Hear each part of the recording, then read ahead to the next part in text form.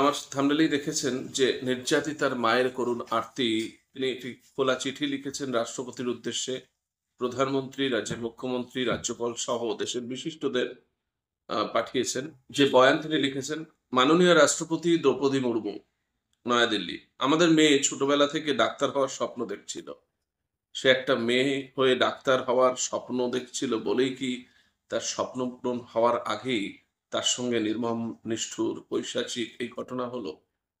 তার স্বপ্নগুলোকে গলা টিপে হত্যা করা হলো? যে বা যারা এই ঘটনা ঘটালো তাদের আড়াল করার জন্য, সব তথ্য প্রমাণ লোপাট করার জন্য সব রকম চেষ্টা করা হলো? ঘটনার রাতে 11টা 15 মিনিটে মেয়ের সঙ্গে আমার কথা হয়। তখনও ও হাসি খুশি ছিল। সকালে আমার মেয়ে আর নেই।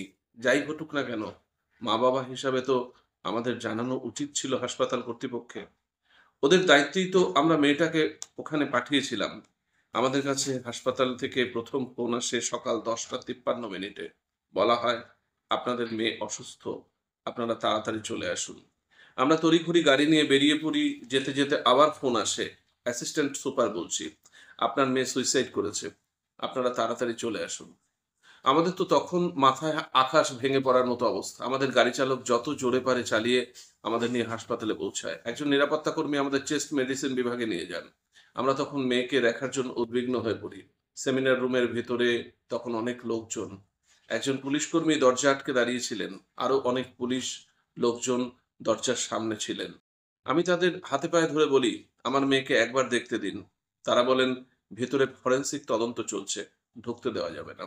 আমি বলি, কিচ্ছু করব না আমি। একবার মুখটা দেখে চলে আসব। তাও দেখতে দেওয়া হয়নি।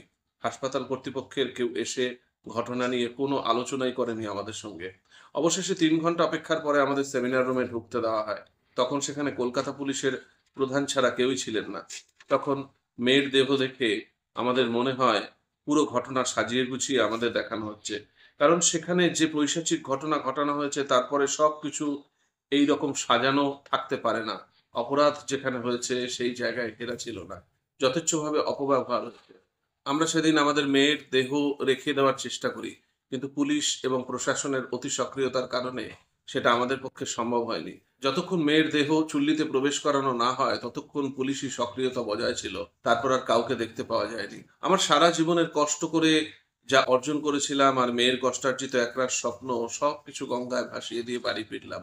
একটা রাতে কিছু দুর্বৃত্ত আমাদের পরিবার তছনছ করে দিল। আমরা আমাদের একমাত্র ডাক্তার মেয়েকে হারিয়ে ফেললাম। কেন এমনটা হলো আমাদের সঙ্গে আর আমাদের মেয়েটার সঙ্গে?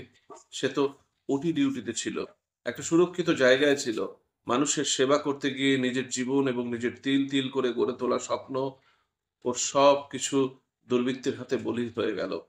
এই দুর্বৃত্তরা হাসপাতালের ভিতরের লোক। কারণ বাইরে থেকে কেউ এসে এত বড় ঘটনা ঘটাতে পারে না। অতএব আপনার কাছে এই হতভাগ্য মা বাবার কাতর প্রার্থনা, অপরাধীদের দ্রুত চিহ্নিত করে বিশেষ আদালতের মাধ্যমে বিচার প্রক্রিয়া দ্রুত সম্পন্ন করে দোষীদের কঠোর শাস্তির, কঠোর থেকে কঠোরতম সাজার ব্যবস্থা করুন। সেটা যত দ্রুত হবে তত দ্রুত আমার মেয়ের আত্মা শান্তি পাবে। আমাদের একমাত্র মেয়েকে হারানোর যন্ত্রণা সামান্য লাঘব হবে। বিনীত হতভাগ্য।